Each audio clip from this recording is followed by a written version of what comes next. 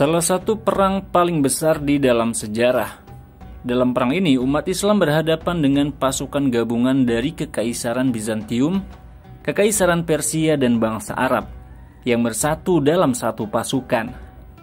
Setelah sebelumnya mereka dikalahkan oleh umat Islam dalam beberapa peperangan yang berbeda. Mereka pun kemudian berkumpul dalam sebuah pasukan yang sangat besar. Jumlah mereka mencapai 150.000 prajurit. Semua dilengkapi dengan persenjataan lengkap dan paling modern pada masanya. Pasukan besar itu bergabung dan menyatu di bawah satu bendera dengan satu tujuan, yaitu memusnahkan umat Islam. Namun Allah Subhanahu wa Ta'ala menurunkan azab kepada mereka, orang-orang Persia, Bizantium, dan Arab tersebut, sehingga mereka pun dihinakan dalam kekalahan.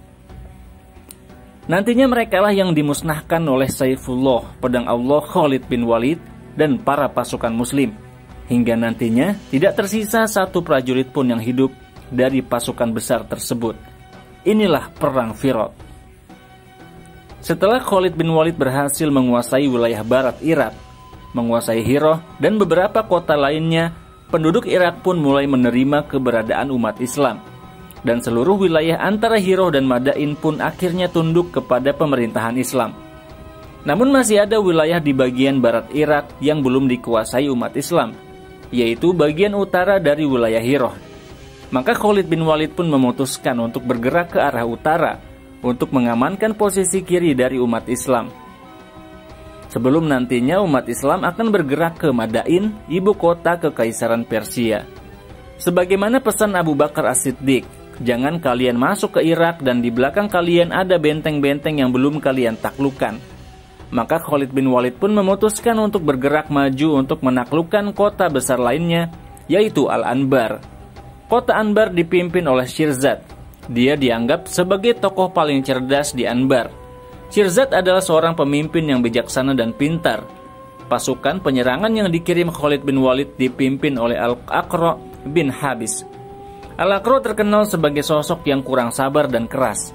Ketika Al-Aqra tiba di Anbar, Al-Aqra pun kaget saat melihat bahwa Al-Anbar adalah sebuah kota yang besar yang dilindungi oleh benteng dan dikelilingi oleh parit.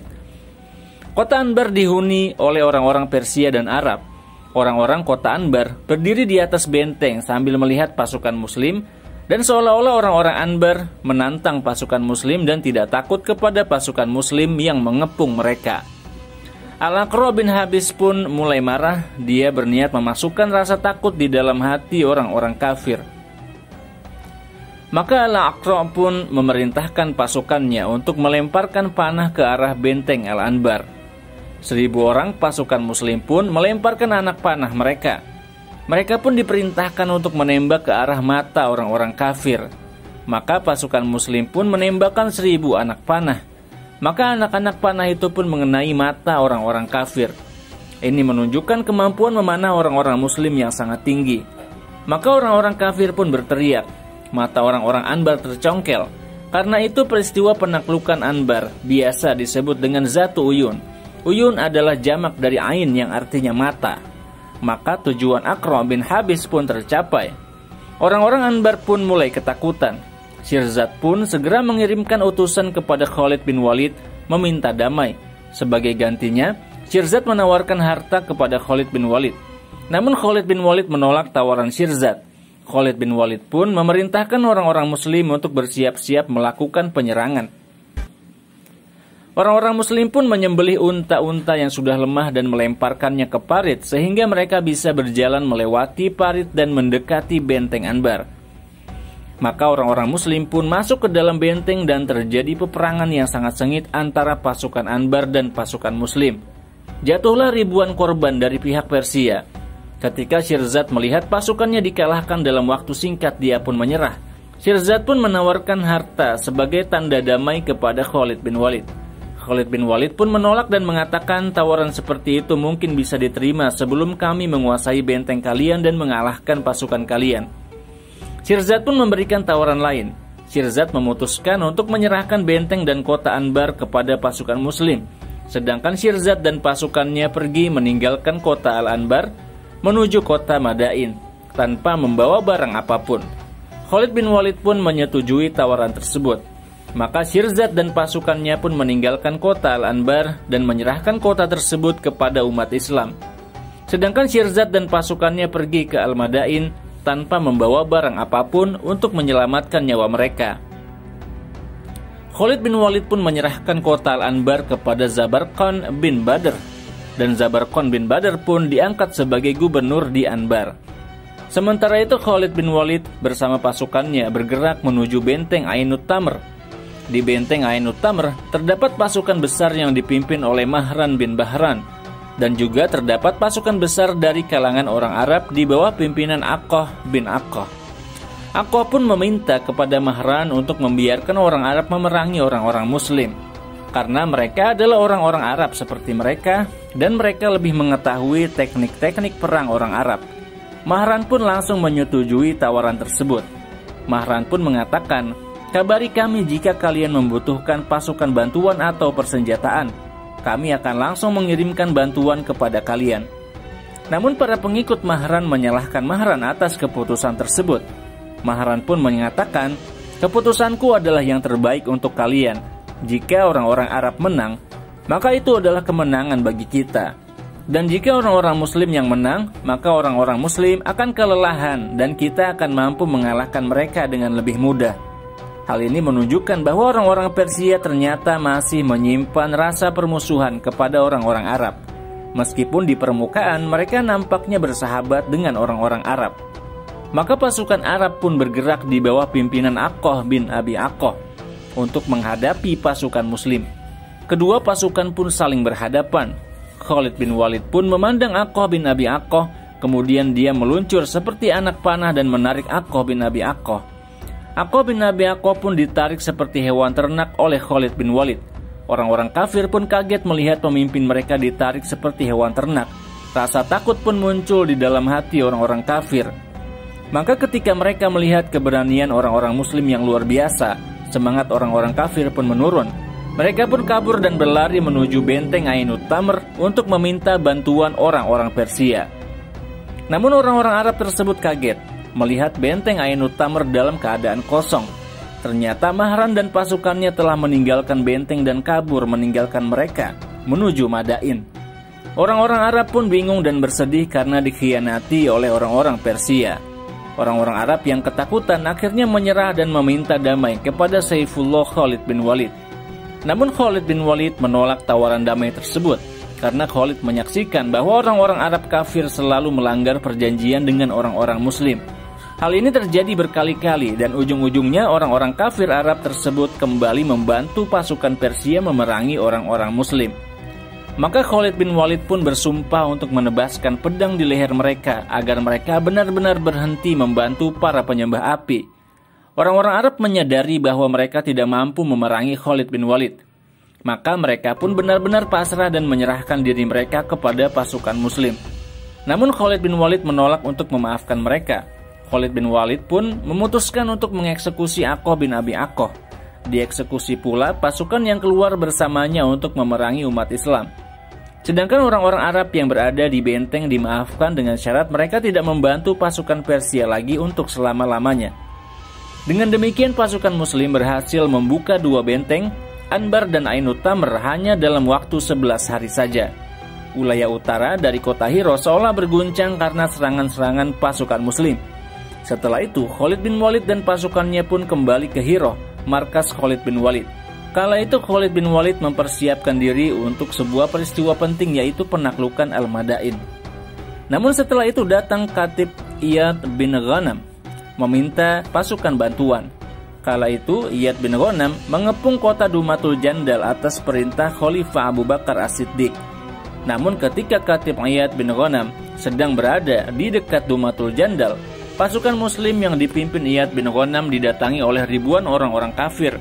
Mereka adalah pasukan dari Arab, dari kalangan Bani Tamim dan Kalb, dan orang-orang Ghassasinah.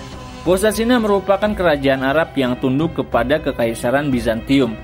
Maka setelah mendengar kabar tersebut, Khalid bin Walid bersama 6.000 orang prajurit pun segera bergerak menuju Dumatul Jandal. Setelah menitipkan kepemimpinan di Irak kepada Al-Qa'qa bin Amru At-Tamimi. dibantu oleh Musanna ibnu Harithah. Pasukan kafir Arab di Dumatul Jandal dipimpin oleh dua orang, yaitu Aqdir bin Abdul Malik dan Judi ibnu Rabi'ah. Namun Aqdir enggan untuk memerangi Khalid bin Walid. Dia mengatakan kepada kaumnya, "Aku tidak akan mengarahkan kalian memerangi Khalid bin Walid.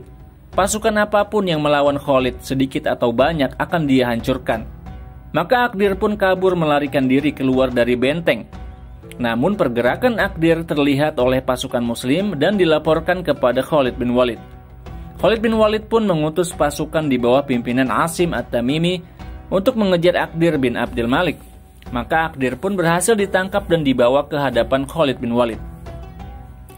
Khalid bin Walid pun langsung mengeksekusi Aqdir bin Abdul Malik saat itu juga, karena dia telah membatalkan baiat atau sumpah setia kepada Rasulullah Shallallahu Alaihi Wasallam. Pasukan muslim pun bergerak mendekati benteng untuk membuka benteng tersebut. Pasukan kafir pun keluar dari benteng. Terdapat beberapa ribu pasukan di dalam benteng tersebut. Khalid bin Walid kemudian membagi pasukannya menjadi dua bagian. Pasukan Ayad bin Ghanam mengepung benteng bagian utara dan pasukan Khalid bin Walid mengepung pasukan dari selatan. Pasukan kafir yang telah keluar benteng kemudian mulai menyerang pasukan muslim yang dipimpin Ayad bin Ghanam.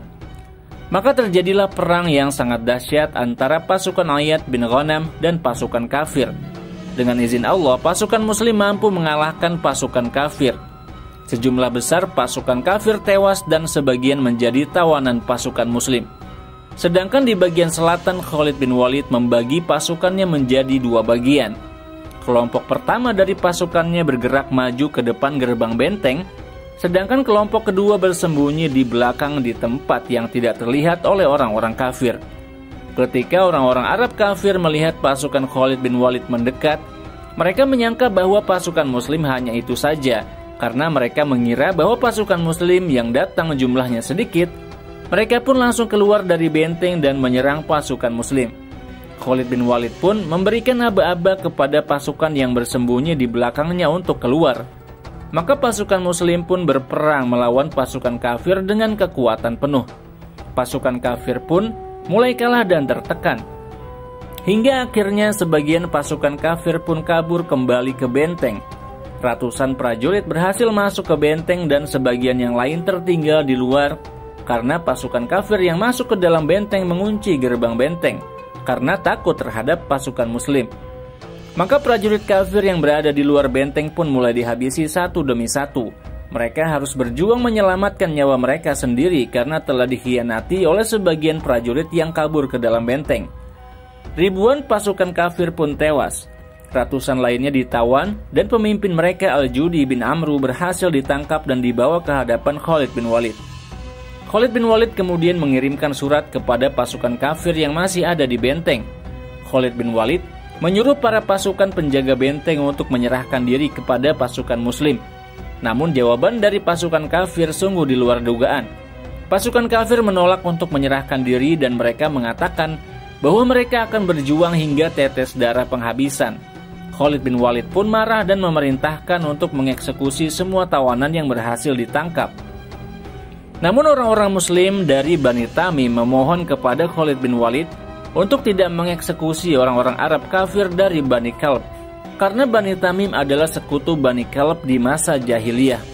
Namun Saifullah al-Maslul, pedang Allah yang keluar dari sarungnya, Khalid bin Walid berkata, "Apa hubunganku dengan kalian? Masih saja kalian mengurus urusan jahiliyah dan kalian tidak mempedulikan urusan umat Islam." Asim ibnu Amr At-Tamimi kemudian berusaha menengahi dan berkata, "Bukan wahai Khalid, tapi kita menjaga urusan Islam. Sesungguhnya Bani Kalb adalah orang-orang yang baik. Aku ingin merangkul mereka agar mereka lepas dari rangkulan setan. Maka jangan kau bunuh mereka dan kau kirim mereka ke neraka." Khalid bin Walid akhirnya memaafkan Bani Kalb karena mempertimbangkan pendapat Bani Tamim dan Asim bin Amru. Namun Khalid bin Walid mengeksekusi mati pemimpin mereka Al-Judi ibnu Amru. Maka Khalid bin Walid pun bersiap-siap untuk menyerang dan membuka benteng Dumatul Jandal. Pasukan muslim pun maju dengan kekuatan penuh. Mereka pun mendobrak pintu dan kemudian pasukan muslim berhasil masuk ke dalam benteng. Pasukan muslim pun berjuang sekuat tenaga memerangi pasukan kafir yang ada di dalam benteng Dumatul Jandal dan terjadi perang yang sangat sengit antara kedua pasukan. Dan pada akhirnya pasukan kafir pun dapat dikalahkan dan benteng Dumatul Jandal dapat dikuasai sepenuhnya oleh pasukan muslim. Maka wilayah Dumatul Jandal pun dapat dikuasai, dan selanjutnya Khalid bin Walid meninggalkan pasukan yang kuat di Dumatul Jandal, sehingga kota tersebut tidak dapat dikuasai kembali oleh orang-orang Arab kafir. Khalid bin Walid dan Iyad kemudian bergerak menuju Hirah, karena kondisi politik telah berubah drastis di tempat tersebut. Saat itu orang-orang Persia kembali mencoba untuk merapihkan barisan dan menyiapkan pasukan untuk menghancurkan pasukan muslim. Orang-orang Persia kembali bersekongkol dengan orang-orang Arab kafir untuk bersama-sama mengalahkan pasukan muslim dan merebut kembali wilayah-wilayah yang telah dikuasai oleh umat muslim di bawah pimpinan Khalid bin Walid. Saat itu pasukan Persia menyadari bahwa jika kali ini mereka kalah, maka akan jatuhlah kota Madain, ibu kota dan pusat pemerintahan Kekaisaran Persia. Untuk itu Khalid bin Walid pun telah mempersiapkan dirinya untuk melanjutkan pertempuran selanjutnya melawan pasukan Kekaisaran Persia.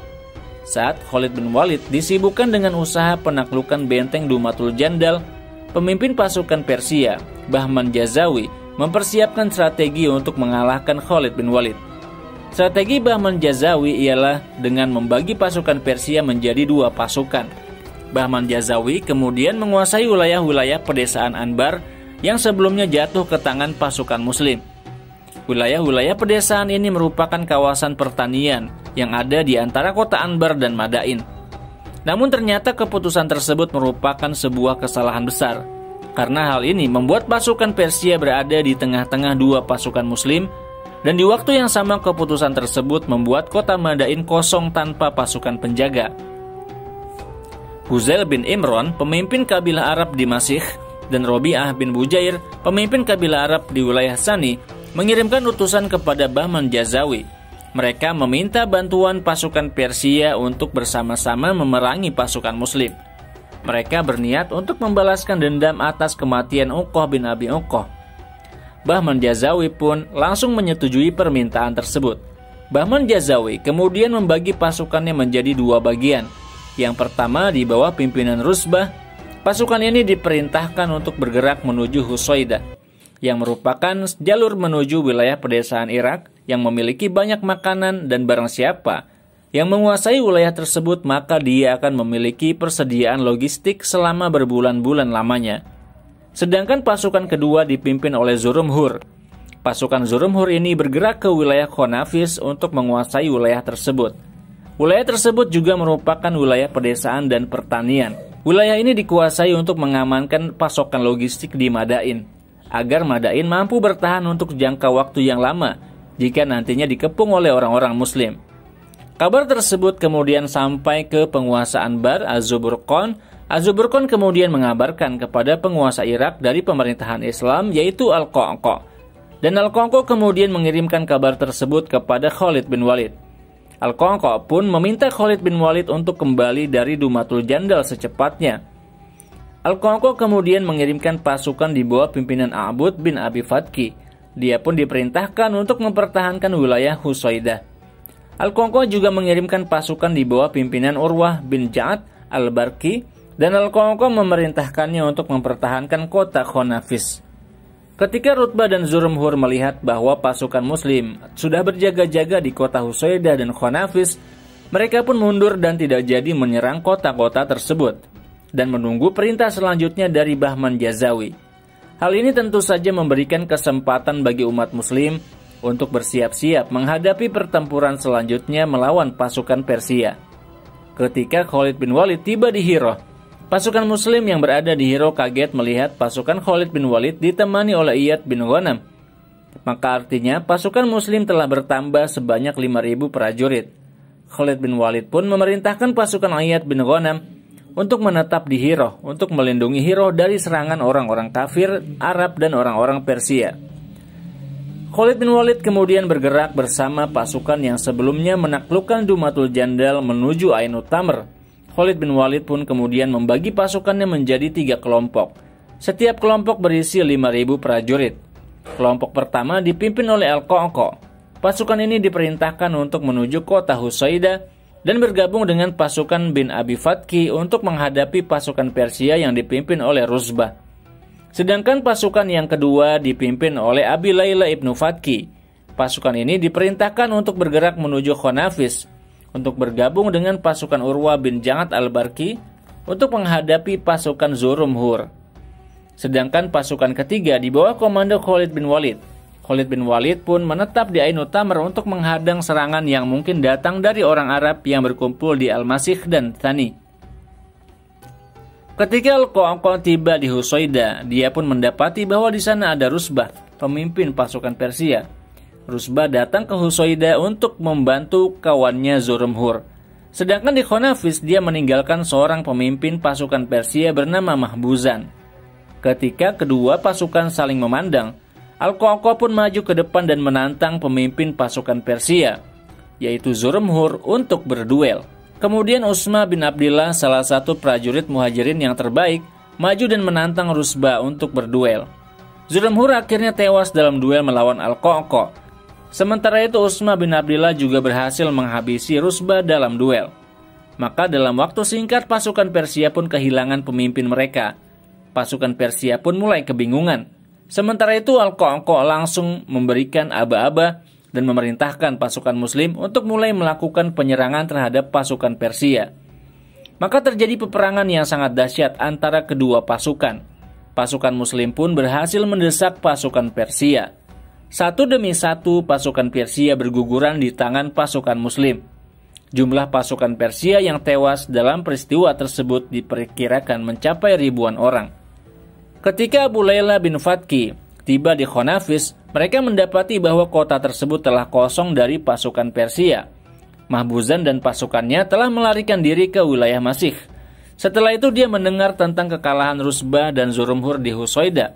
Maka Mahbuzan pun bergabung dengan Huzailah, pemimpin Arab di Al-Masih. Maka setelah pasukan Persia takluk di Husayda dan Khonafis, pintu pun terbuka di hadapan Khalid bin Walid untuk membuka kota Madain. Tetapi Khalid bin Walid tidak bergerak ke Madain, namun Khalid bin Walid menunda penyerangan Madain karena Khalid bin Walid masih mengingat pesan Khalifah Abu Bakar As-Siddiq yang berpesan, jangan kalian masuk ke Madain selama masih ada benteng-benteng di sekitarnya yang masih dikuasai musuh. Khalid bin Walid pun memutuskan untuk menghabisi pasukan Arab di kota Masih dan Thani. Khalid bin Walid pun memerintahkan Al-Qa'qa yang berada di Husayda dan Abu Laila yang berada di Khonafis untuk bergerak menuju Al-Masih untuk membantu Khalid bin Walid membuka kota tersebut. Khalid bin Walid pun menentukan waktu bagi mereka untuk berkumpul, yaitu di malam ke-28 bulan Sya'ban di tengah malam. Maka mereka semua pun hadir di waktu tersebut. Pasukan Muslim pun mendekati kota Al-Masih saat penduduknya masih dalam keadaan lengah. Saat itu penduduk Al-Masih masih terlelap dalam tidur mereka. Maka Khalid bin Walid pun menyerang kota Al-Masih di malam hari. Di setiap detik, Khalid bin Walid menaruh salah satu pemimpin pasukannya. Pasukan Muslim pun menyerang markas pasukan Arab dan Persia dan tidak ada yang mampu kabur dari penyerangan tersebut kecuali hanya sejumlah kecil dari pasukan musuh. Salah satu yang berhasil lolos ialah pemimpin pasukan Arab, Al-Huzail bin Imran, dan salah satu korbannya ialah Abdul Uzza bin Abi Dirham. Ibnu Asir mengatakan bahwa Abdul Uzza sebenarnya Muslim, namun Khalid bin Walid membunuhnya. Maka kematian Abdul Uzza dan Malik ibnu Nuwairah yang juga sudah masuk Islam namun dieksekusi oleh Khalid dianggap sebagai salah satu sebab utama dicopotnya Khalid bin Walid oleh Umar bin Khattab dari jabatan pemimpin pasukan di Irak dan Syam. Meskipun tidak dapat dipungkiri bahwa Khalid bin Walid memiliki kejeniusan yang luar biasa di dalam berperang, namun beberapa kesalahan tersebut nampaknya menjadi pendorong Khalifah Umar untuk mencopot Khalid bin Walid. Setelah Huzail dan pasukannya kabur dari Al-Masih, mereka kemudian bergerak menuju kota Sani. Kota tersebut dikuasai oleh Robi'ah ibnu Bujair. Khalid bin Walid pun bergerak bersama pasukannya ke Sani. Khalid bin Walid menyerang kota tersebut dan mengalahkan pasukan penjaga di dalam kota tersebut. Sebagian pasukan musuh pun ditawan. Sementara itu anak-anak dan perempuan tidak disakiti oleh pasukan Muslim. Kemudian Khalid bin Walid mendengar kabar bahwa orang Arab berkumpul di kota Zumail. Kota tersebut berjarak perjalanan 1 hari dari kota Sani. Namun saat itu orang-orang Arab di Zumail belum mendengar tentang kekalahan orang-orang Arab di kota Sani. Karena Khalid bin Walid mengepung kota Sani dan menyerangnya, dan tidak ada satu orang pun yang lolos dari pengepungan tersebut. Maka tidak ada satu orang pun dari penduduk Sani yang dapat mengabarkan pengepungan tersebut kepada dunia luar. Khalid bin Walid pun bergerak bersama pasukannya menuju Zumail. Khalid bin Walid selanjutnya melakukan penyerangan di malam hari secara mendadak saat penduduk Zumail masih lelap tidur. Maka kota Zumail pun berhasil ditaklukkan dan dikuasai oleh pasukan Muslim. Setelah itu datang kabar yang menyebutkan bahwa pasukan Arab telah berkumpul di sebuah kota yang dekat dengan Zumail, yaitu kota Ridlab, di bawah pimpinan Hilal bin Aqah, saudara dari Aqah bin Aqah. Dia ingin menghadapi pasukan Muslim untuk membalaskan dendam atas kematian saudaranya di Ainu Tamr. Khalid bin Walid pun bergerak menuju Ridlab. Namun saat pasukan Khalid bin Walid telah tiba di Ridlab, Khalid bin Walid mendapati bahwa kota Ridlab telah kosong dari pasukan Arab. Karena ternyata pasukan Arab telah melarikan diri dan kabur keluar dari kota Ridlab setelah mereka mendengar kabar kekalahan kawan-kawan mereka di kota Sani dan Zumail. Maka pasukan Muslim pun berhasil menguasai kota Ridlab tanpa peperangan. Namun yang perlu kita ketahui ialah bahwa Ridlab, Sani, dan Zumail adalah kota-kota yang berada di bawah kerajaan Ghosasina yang dilindungi oleh Kekaisaran Bizantium. Maka kemenangan-kemenangan umat Islam di 3 kota tersebut menyulut kemarahan orang-orang Romawi Bizantium. Orang-orang Romawi Timur menyadari bahwa nantinya pasukan Muslim akan datang kepada mereka cepat atau lambat. Pasukan Bizantium atau Romawi Timur ini nampaknya juga menyadari bahwa pasukan Muslim memiliki semangat juang dan kekuatan yang luar biasa. Maka orang-orang Romawi pun mengambil kesimpulan bahwa saat itu cara terbaik untuk menghentikan pergerakan orang-orang Muslim adalah dengan bekerja sama dengan orang-orang Persia, musuh bebuyutan mereka, untuk bersama-sama menghabisi pasukan Muslim yang mengancam kekuasaan Romawi dan Persia di kawasan mereka. Maka setelah itu pasukan Persia, pasukan Romawi, dan kabilah-kabilah Arab kafir pun berkumpul seluruhnya di kota Firot untuk menggalang kekuatan demi menghabisi pasukan Muslim yang dipimpin oleh Khalid bin Walid. Kala itu pasukan yang berhasil dikumpulkan ialah sejumlah lebih dari 100.000 prajurit. Sebenarnya Khalid bin Walid ingin kembali ke Hiro setelah mengamankan wilayah-wilayah di Irak untuk bersiap-siap membuka kota Madain. Namun ketika Khalid bin Walid mendengar kabar adanya pasukan gabungan yang besar yang terdiri dari bangsa Arab, Romawi, dan Persia, Khalid bin Walid bersama pasukannya pun bergerak menuju kota Firot untuk menghadapi pasukan kafir. Jumlah pasukan Muslim kala itu sekitar 15.000 prajurit. Saat itu orang-orang kafir membuat markas di sisi timur dari sungai Efrat. Sementara orang-orang Muslim membuat markas di sisi barat dari sungai Efrat. Maka kedua pasukan tersebut pun saling mengawasi satu sama lain selama 6 minggu lamanya. Pasukan gabungan Persia, Romawi, dan Arab pun mulai bosan menunggu. Hingga akhirnya orang-orang Persia mengutus utusan untuk berunding dengan orang-orang Muslim. Utusan tersebut berkata, pilihannya ialah 2, kami yang menyeberang atau kalian yang menyeberang. Khalid bin Walid pun menjawab, kalian saja yang menyeberang. Maka orang-orang Persia pun mengatakan, kalau begitu minggirlah wahai Khalid, kami akan menyeberang. Maka setelah itu pasukan Khalid pun mundur untuk memberikan ruang kepada orang-orang kafir untuk menyeberang jembatan. Khalid bin Walid pun menepati janjinya. Pasukan Muslim tidak melakukan penyerangan selama pasukan Persia dan Romawi dan Arab menyeberangi jembatan. Setelah itu, kedua pasukan pun berbaris dan bersiap-siap untuk berperang, dan suara dentuman genderang perang pun dikumandangkan dan perang pun dimulai. Orang-orang kafir pun segera melakukan penyerangan. Mereka merasa percaya diri dan bangga dengan jumlah mereka yang besar. Orang-orang Muslim tidak gentar. Pasukan Muslim pun maju ke depan menerjang pasukan gabungan orang-orang kafir. Maka sekitar 150.000 prajurit kafir pun berperang dengan sengit melawan sekitar 15.000 pasukan Muslim. Allah Subhanahu wa Ta'ala pun menguatkan orang-orang Muslim sehingga mereka mampu menahan serangan dan gempuran orang-orang kafir. Orang-orang kafir pun tidak mampu mendorong orang-orang Muslim untuk mundur.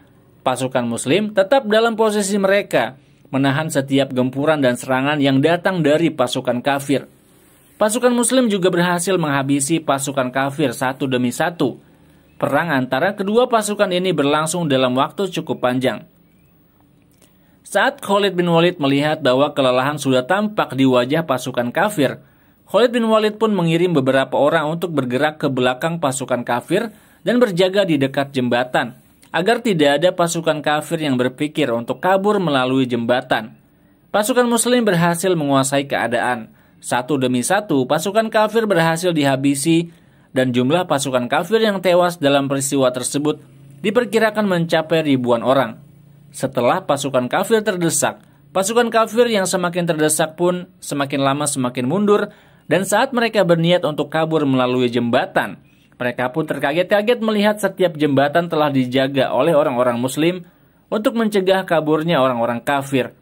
Maka orang-orang kafir pun tidak bisa lari dari pedang pasukan muslim kecuali beberapa puluh orang yang berhasil kabur dengan berenang ke seberang sungai Efrat. Pasukan muslim pun mengejar orang-orang kabur tersebut. Maka orang-orang yang kabur tersebut pun diburu oleh pasukan muslim seperti sapi-sapi diburu oleh pemburu. Dalam referensi kita akan temukan bahwa yang tewas dari pasukan kafir ialah sekitar 100.000 prajurit. Maka pasukan Persia, Romawi dan Arab pun akhirnya takluk di hadapan pasukan muslim. Demikianlah saat orang-orang kafir telah bersatu padu untuk menghancurkan orang-orang muslim, Allah subhanahu wa ta'ala pun menunjukkan kuasanya.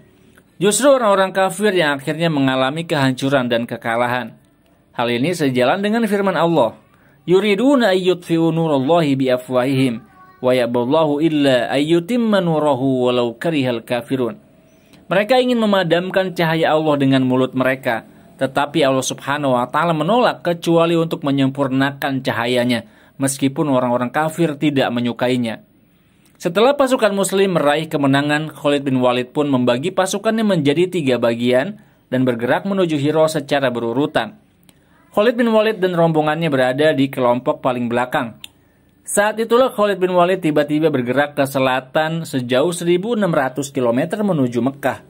Khalid ingin melaksanakan ibadah haji sekaligus mencukuri nikmat Allah berupa kemenangan-kemenangan yang Allah berikan dalam pertempuran-pertempuran melawan pasukan musuh. Setelah melakukan ibadah haji dengan singkat, Khalid bin Walid pun pulang kembali ke Hiro, dan Khalid bin Walid pun masuk ke kota Hiro tidak lama setelah pasukan di depannya masuk ke Hiro. Dengan demikian tidak banyak orang yang menyadari bahwa Khalid bin Walid baru saja menyelesaikan ibadah hajinya di Mekah. Kabar tentang Khalid bin Walid yang melaksanakan haji ini didengar oleh Abu Bakar As-Siddiq. Abu Bakar pun menyalahkan Khalid atas keputusannya tersebut. Khalid bin Walid dianggap dapat membahayakan orang-orang muslim yang berada di Irak. Karena jika orang-orang kafir tahu bahwa Khalid bin Walid sedang berada di luar Irak, maka bisa jadi pasukan kafir akan menyerang Irak secara mendadak untuk memanfaatkan ketidakhadiran Khalid di Irak. Namun untungnya hal tersebut tidak terjadi. Pertempuran Firat adalah pertempuran terakhir Khalid bin Walid sebelum beliau nantinya diperintahkan oleh Khalifah Abu Bakar As-Siddiq untuk bergerak menuju Syam dan menaklukkan kota-kota Bizantium. Semoga Allah subhanahu wa ta'ala merahmati Saifullah al-Maslul, pedang Allah yang keluar dari sarungnya Khalid bin Walid, dan juga para sahabat yang telah berjuang dengan seluruh jiwa raga mereka untuk membela dan memenangkan agama Islam di berbagai pertempuran. Amin ya rabbal alamin. Terima kasih Anda sudah mampir dan menonton video ini sampai habis. Sampai ketemu lagi di video selanjutnya insyaallah. Saya Muhammad Izdian Muttaqin. Wassalamualaikum warahmatullahi wabarakatuh.